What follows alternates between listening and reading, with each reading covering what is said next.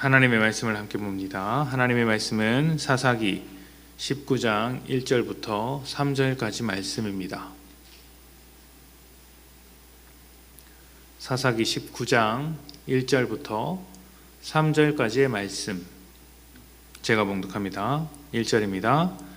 이스라엘의 왕이 없을 그때에 에브라임 산지 구석에 거류하는 어떤 레위 사람이 유다 베들레헴에서 첩을 맞이하였더니 그 첩이 행음하고 남편을 떠나 유다 베들레헴 그의 아버지의 집에 돌아가서 거기서 넉 달 동안을 지내매 그의 남편이 그 여자에게 다정하게 말하고 그를 데려오고자 하여 하인 한 사람과 나귀 2마리를 데리고 그에게로 가매 여자가 그를 인도하여 아버지의 집에 들어가니 그 여자의 아버지가 그를 보고 기뻐하니라.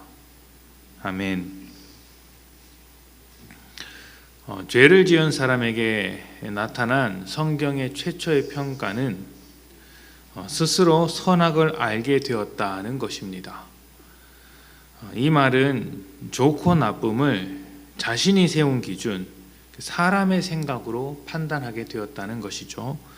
하나님을 중심으로 판단하는 사람이 그 하나님을 버리고 하나님의 자리에 자기가 올라가서 모든 것을 자기 중심으로 판단하게 되었다는 것입니다.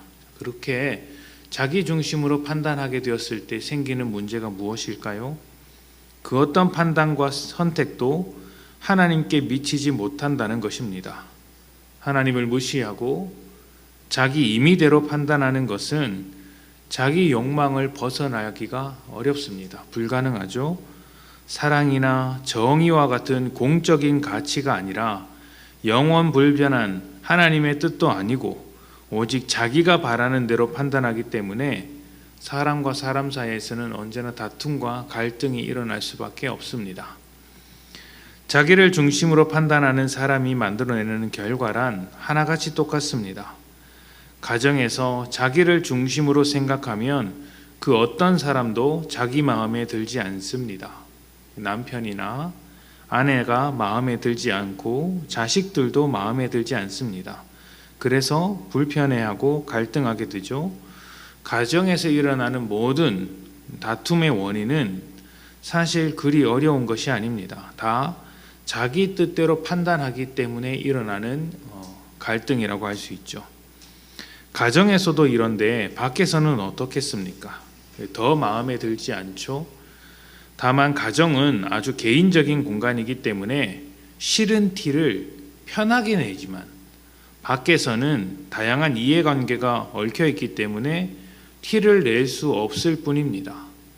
직장에서 싫은 티를 팍팍 내면 어떻게 될까요? 일은 일대로 안 되고 자칫 그 직장을 잃어버릴 수도 있습니다.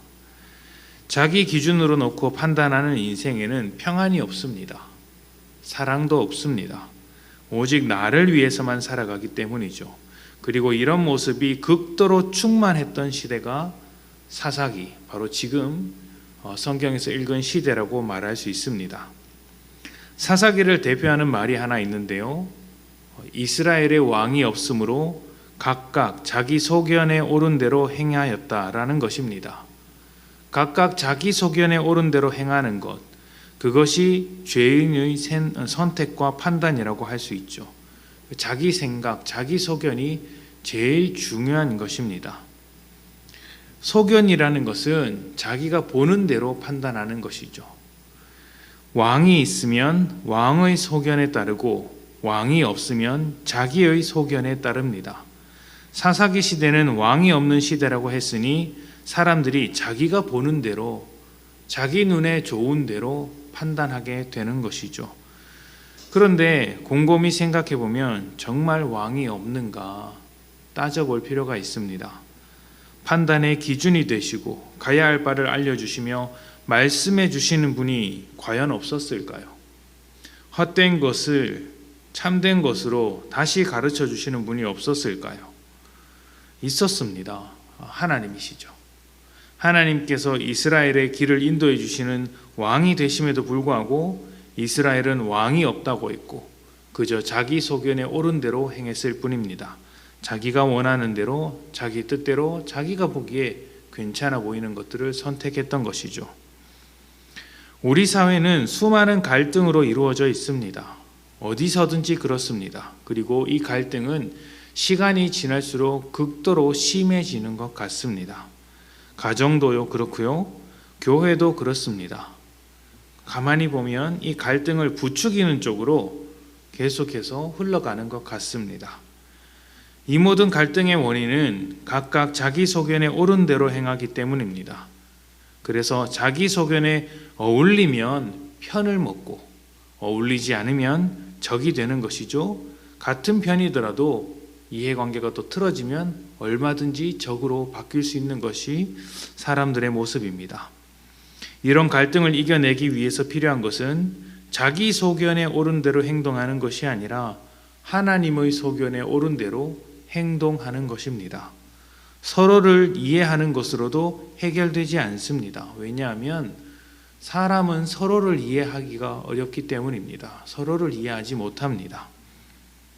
우리가 할 수 있는 일은 우리 속에서 역사하시는 성령님을 의지하여 하나님의 소견에 옳은 대로 행동하는 것이죠.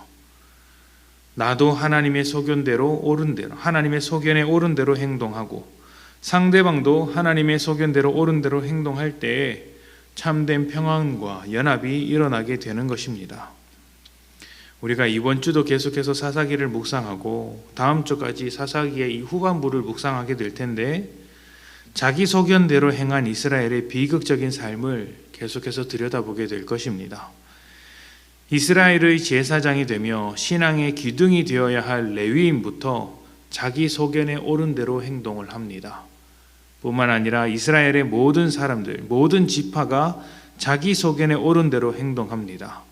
하나님 중심으로 살아가는 삶이 아니라 자기 소견에 옳은 대로 사는 삶을 살게 되었을 때 어떤 현실을 살게 되는지, 그 현실이 얼마나 처참해지는지를 우리가 두 눈으로 똑똑히 목도하게 될 것입니다. 이 말씀을 묵상하시면서 자기 소견대로 살아가는 인생의 무상함을 발견하시고 오직 하나님의 소견으로 살아가시는 성도님들이 되시기를 축복합니다. 함께 기도합시다.